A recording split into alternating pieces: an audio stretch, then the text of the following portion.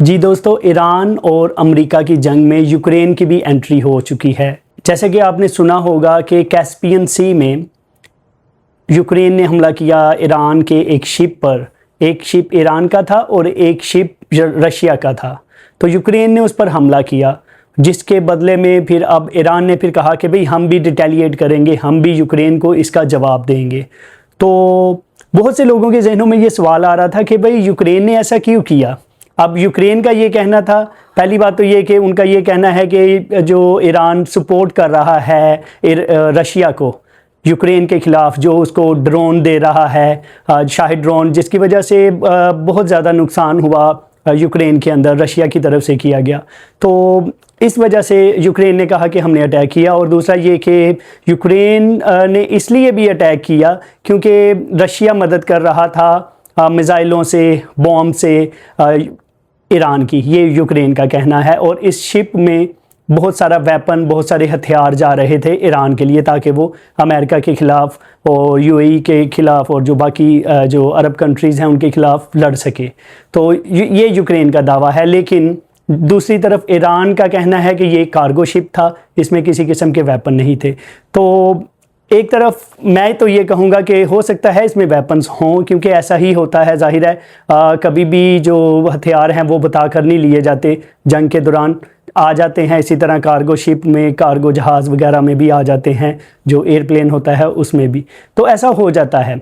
लेकिन सवाल ये पैदा होता है कि ये तो ईरान बहुत देर से रशिया की मदद कर रहा था, उसके ख़िलाफ़, यूक्रेन के ख़िलाफ़ बहुत देर से मदद कर रहा था। तो ऐसा अब क्या हुआ कि यूक्रेन ने अटैक किया। तो तीन वजूहात हैं मेरी नज़र में। एक तो ये है कि जो यूक्रेन है वो अमेरिका को खुश करना चाहता था।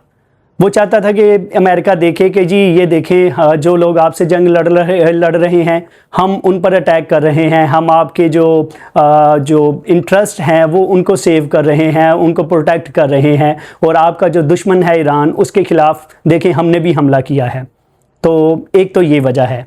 दूसरी वजह ये है कि यूक्रेन बहुत देर से ये चाह रहा था कि यूरोप या अमेरिका उसके साथ आ जाएं।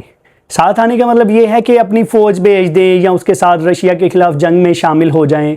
लेकिन ऐसा हो नहीं रहा था।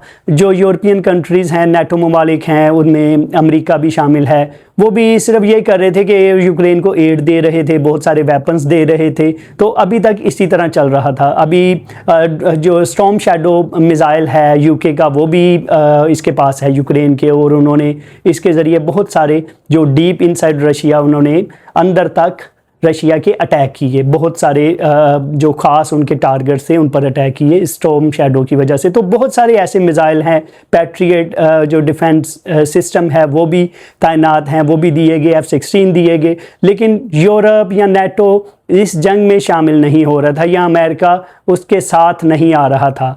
तो एक वजह ये है कि इस जंग को आपस में कनेक्ट कर लिया जाए, ईरान और अमेरिका की जंग को यूक्रेन की जंग के साथ मिला लिया जाए, ताकि यूक्रेन और अमेरिका एक हो जाएं जंग में।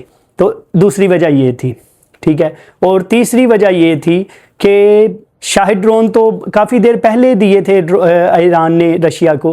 तो अब ऐसा क्या हुआ कि यूक्रेन ने अटैक किया। तो उसकी वजह यह है कि अब यूक्रेन ने खुद भी अपनी ड्रोन कैपेबिलिटी बहुत ज़्यादा डेवलप कर ली है, उसकी रेंज बढ़ा ली है। जैसे अभी 2000 किलोमीटर तक इसके यूक्रेन के ड्रोन्स जो हैं वो रशिया में जाकर अटैक कर रहे हैं और बहुत ज़्यादा डैमेज कर रहे हैं, और रशिया इन अटैक्स को रोक नहीं पा रहा। उनके डिफेंस सिस्टम नाकाम हो रहे हैं, क्योंकि यूक्रेन के जो ड्रोन्स हैं वो इनको स्माम की सूरत में भेजते हैं, बहुत सारे भेज देते हैं। तो उस वजह से फिर डिफेंस सिस्टम इनको पकड़ नहीं पाते। तो रशिया की हमने पिछले दिनों में देखा, बहुत सारी ऑयल रिफाइनरीज वगैरह तबाह हो गई, काफ़ी नुकसान हो रहा है रशिया का।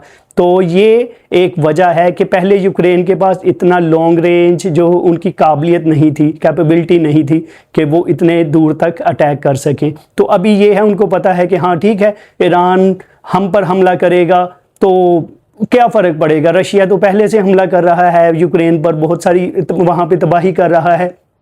तो अगर ईरान भी रिटेलिएट करेगा, उन पर अटैक कर देगा, तो उनको क्या फ़र्क पड़ेगा, उन पर तो पहले से शदीद बमबारी हो रही है रशिया की तरफ से। तो तीसरी वजह ये थी।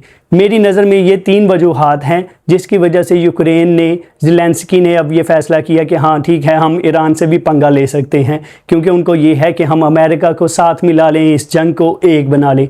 लेकिन दूसरी तरफ इसका एक नुकसान ये भी है कि बहुत ज़्यादा चांसेस थे कि स्ट्रेट ऑफ हार्मूज़ को खुलवाने के लिए जो बाकी नेटो कंट्रीज़ हैं वो भी साथ आ जाएँ। इस वीक में, इस हफ्ते में लंदन में एक समिट भी हो रहा है जिसमें बहुत सारे जो मुल्कों के वज़ीर दिफा और फ़ौजी सरबराहान शिरकत कर रहे हैं।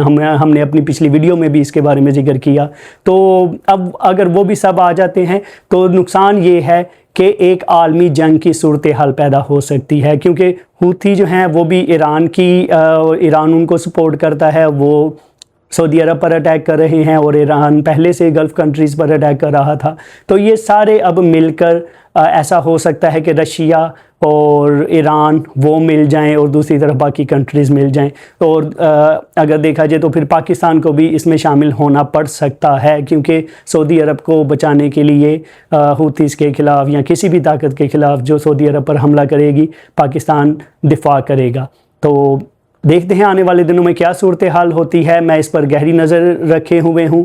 आपकी इस बारे में क्या राय है? यूक्रेन ने क्यों अटैक किया? आप इस बारे में क्या कहते हैं? कमेंट सेक्शन में हमें ज़रूर आगाह कीजिएगा और मेक श्योर कि आपने हमारे चैनल को सब्सक्राइब किया हुआ है ताकि हमारी हर नई आने वाली वीडियोस आपको फौरी तौर पर मिल सके। और साथ में बेल आइकन को भी ज़रूर क्लिक कीजिएगा, तभी आपको नोटिफिकेशन रिसीव होगा।